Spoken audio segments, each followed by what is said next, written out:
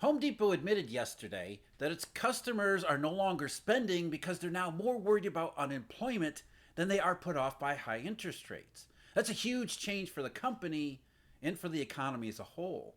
And that view was echoed by the country's largest gasoline refiners, who announced that they're shutting down a huge chunk of production because demand never showed up. Suddenly, they're talking about a supply glut because the economy got weaker. How is this not bigger news? I mean, talk about disinflationary in all the wrong ways. And of course, today we got the July CPI report, which came out more thoroughly disinflationary as well. And like last month's numbers, there's actually too much disinflation in this one too, and for all the reasons that Home Depot and US fuel makers are telling us. Despite the fact that shelter prices rebounded on the month and gasoline was very slightly higher rather than sharply lower like June, the last 3 months for consumer prices have been so unusually weak, they strongly point to an inflection in the overall economy since around March and April. That's why market interest rates are substantially lower, which the mainstream is going to tell you. That's just happiness over the Fed's rate cuts when lower interest rates, especially consider the short run context here, lower interest rates are nothing good. Even TIPS break-evens have broken down recently, hitting multi-year lows during the recent financial chaos and then sticking very near them almost 2 weeks afterwards. And remember sticky inflation?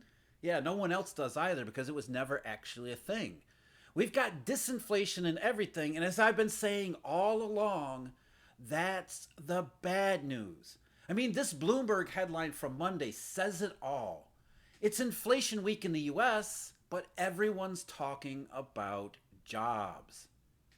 And so here it is on inflation day in the US with the CPI, and that CPI is all about jobs too.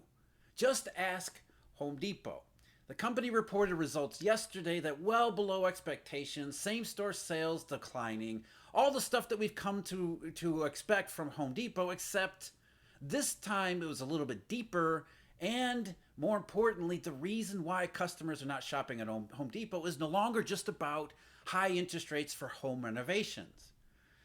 Comparable store sales dropped 3% in the quarter, and they were down 3.6% in the US, which was worse than the 2.1% decrease that analysts had been expecting. Not only that, the company also said that customer transactions, there's 2% less of those, and the average ticket dropped to around $88.90 from $90.07 a year ago.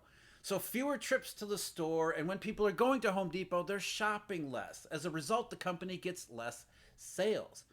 But the company's CEO also said this is not just about high interest rates, because high interest rates have dented Home Depot's business over the last couple of years because it's in a very interest rate sensitive part of the economy. But this last period, that's not just about interest rates. Here's what CNBC reported. In an interview with CNBC, Chief Financial Officer Richard McPhail said Home Depot has contended with consumers who have a deferral mindset since the middle of 2023. Interest rates have caused them to put off buying and selling homes and borrowing money for bigger projects such as kitchen renovation. That's what's been plaguing the company for the last year. Yet, it continues, over the past quarter, he said surveys of customers and home professionals like contractors have captured another challenge, a more cautious consumer. Pros tell us that for the first time, their customers aren't just deferring because of higher financing costs.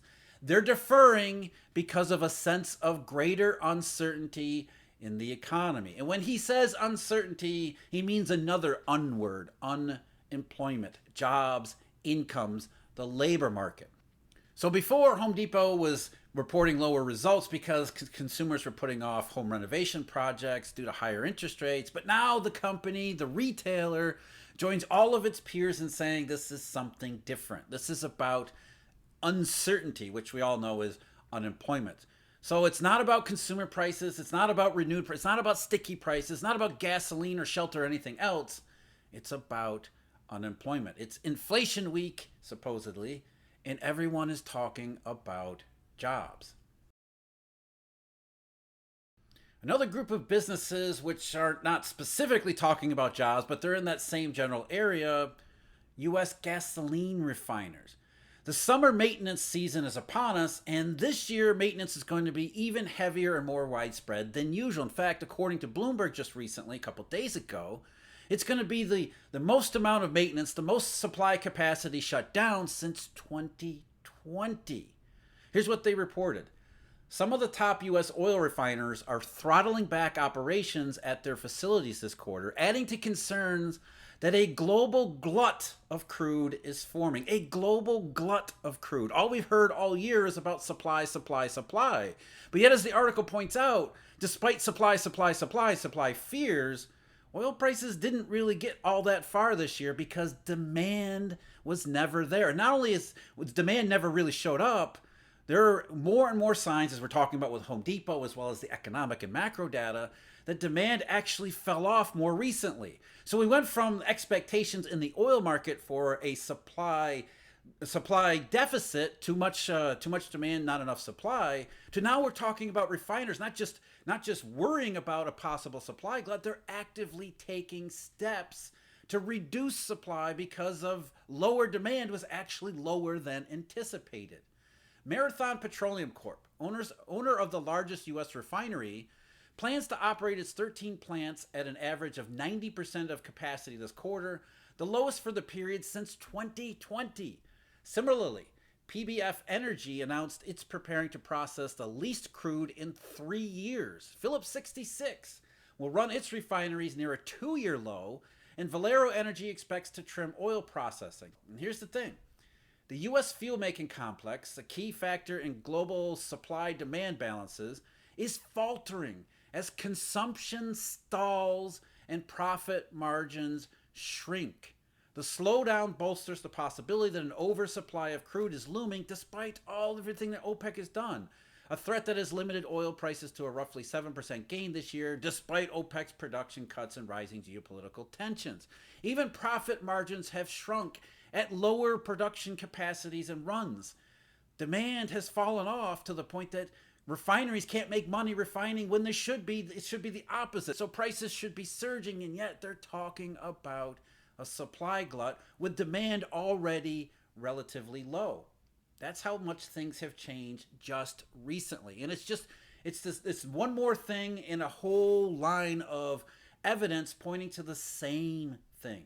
The economy was weak before we got to this point, but around March and April, it was just too much. We went from the half recession of a hiring freeze and manufacturing contraction and all that kind of stuff to more and more what looks like to be the full-blown thing, and it's jobs, jobs, jobs.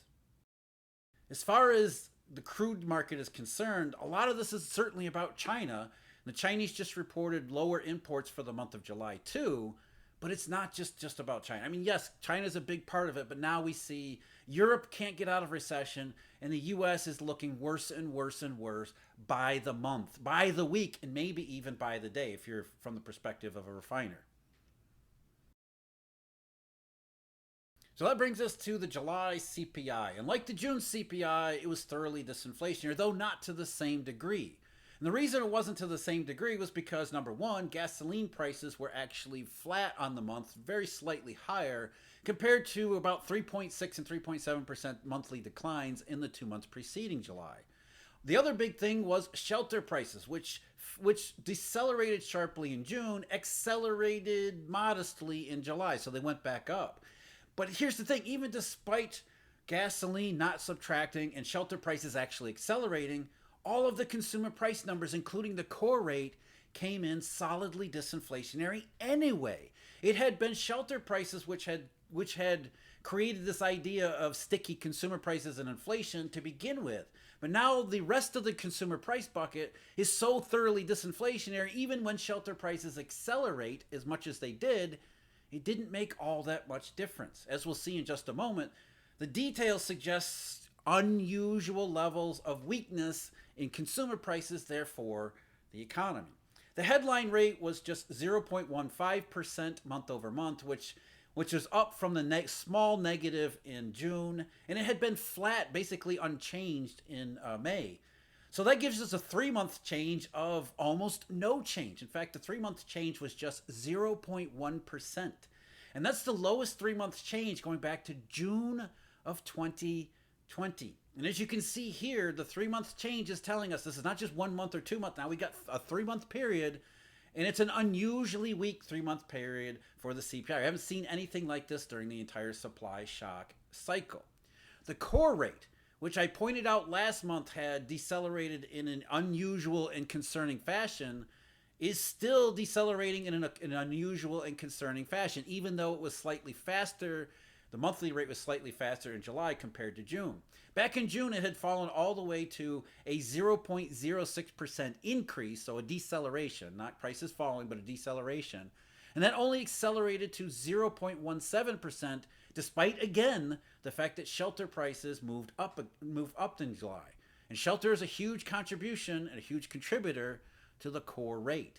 So the 3-month change in the core CPI is just 0.39%, which is the lowest 3-month change since February 2021. This is something that you don't see that often either. So continuing the trend, the last 3 months suggesting something big has changed in terms of prices and the underlying economy. Services prices have been basically flat. When you exclude rent and shelter, services have been basically flat for, say it with me, 3 months in a row. May, June, and July. In May, the rate was 0.02%. In June, it was 0.04%. In July, it's 0.04%. When you raise insurance costs in particular so much like we saw earlier in the year, it was only going to lead to the kind of demand destruction that Home Depot's talking about, that's leading companies to actually start laying off workers, that's leading consumers to start worrying about being laid off. So services led to their own, the cure for high prices is high prices, and in this case, services prices ended up curing services prices as well as a whole lot more beyond it. When you look at the rest of the consumer price bucket, besides food, energy, and shelter, this is where you get Kentucky Fried Chicken or KFC, which came out with another value, another restaurant cutting prices, Target's cutting prices, Home Depot's weakness, and every one of these corporate announcements that comes out warning about lack of spending power among consumers. This is what we actually see it. This is where we actually see it in the CPI. All items less food, energy, and shelter has been down, say it with me, 3 straight months. So May, June, and July. The 3-month change during that period is minus 0.07%. So not a huge decline, certainly not the kind of deflation that would actually help out restore purchasing power, but it does suggest material weakness because that type of negative 3-month change, first of all, we haven't seen it since the middle of 2020. So there's another comparison with 2020, which we're seeing a lot of those lately. We only had a negative 3-month change in this part of the consumer price bucket 4 times during the 2010s. And the only time during the Great Not Recession was in December 2008. So highly unusual weakness in consumer prices, even despite the fact that shelter prices were up. That meant that the weakness in the other parts of consumer prices more than offset that. So we have the disinflationary consumer price numbers for all of the wrong reasons. The very reasons that Home Depot and gasoline refiners are telling us. And behind all of that, of course, what the markets have been pricing, the move toward bull steepening, the rally in the Treasury curve that goes back to right around the end of April. So May, June, July, and August, we've seen a move toward an aggressive and decisive move toward bull steepening on the Treasury curve. The 10-year is moving in close to its December low, December, the big rally low. So that's an important milestone in the Treasury's move toward bull steepening. But in addition to the nominal Treasury part of the curve, we also should talk about tips, because the consumer price or inflation break-evens in the tips markets have been sending a very strong disinflationary signal as well, an unusually strong disinflationary signal. The 5-year Treasury tips break-even had been around 229 basis points back on July 1st. And that had started to slow down and move down to around 213 basis points as of July 31st. And 213 is getting down toward the multi-year lows that we keep seeing throughout the marketplace, or we had been seeing throughout the marketplace over the last couple years. But after the financial chaos, the stock crash in Tokyo, the liquidations in U.S., spreads blowing out, everything else, The 5-year tips break even dropped to 189 basis points on August 2nd, which was by far the lowest going back to the very first trading day of January 2021. So tips break evens fell to that low on August 2nd, and as of August 6th, they moved back up to 196 basis points, which would have been a multi-year low all its own. And as of yesterday, the 5-year break even still at 196 basis points. And you see it also in the 10-year break even, though not to the same extent, but you're still getting the marketplace saying we don't see sticky inflation, forget about that. We're instead looking more toward heavier disinflation that is associated with an economy falling toward recession. The question is how much disinflation, how much recession, and overall what that means beyond just the next step. So Home Depot said it without actually using that specific word, but everybody knows exactly what they mean when they say economic uncertainty. It's not uncertainty, it's unemployment. Consumers are now worried about unemployment. And in Home Depot's business, they had been worried about higher interest rates raising borrowing costs, but now they've set that aside and they're more concerned about jobs and income. Because of jobs and income, or the lack of jobs and the lack of income, refiners in the United States are saying we're seeing potential for a supply glut because demand not only never showed up, it seems to have fallen off and weakened substantially. And all of this is consistent with what we got from the Consumer Price Index for the month of July.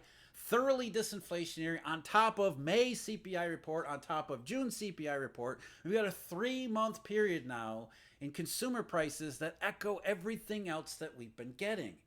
Weakness, not just usual weakness that we've been used to over the last couple years, but unusual weakness. The half recession that became a half recession, a hiring freeze most of all, last year seems to have pushed over the edge into the full-blown thing. More and more the data continues to line up in that direction. Yet from here on, everyone's going to constantly fall all over the Fed and the rate cuts. Forget the Fed.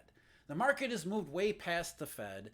Even the CPI has moved way past the Fed. And as I've been saying all along, that's the bad news. I think it's worth going back and taking a look at the core CPI and what was so unusual about it in the June report. That's what we did in the video, link below. As always, thank you very much for joining me. Huge thank you, Eurodollar University members and Eurodollar University subscribers. And until next time, take care.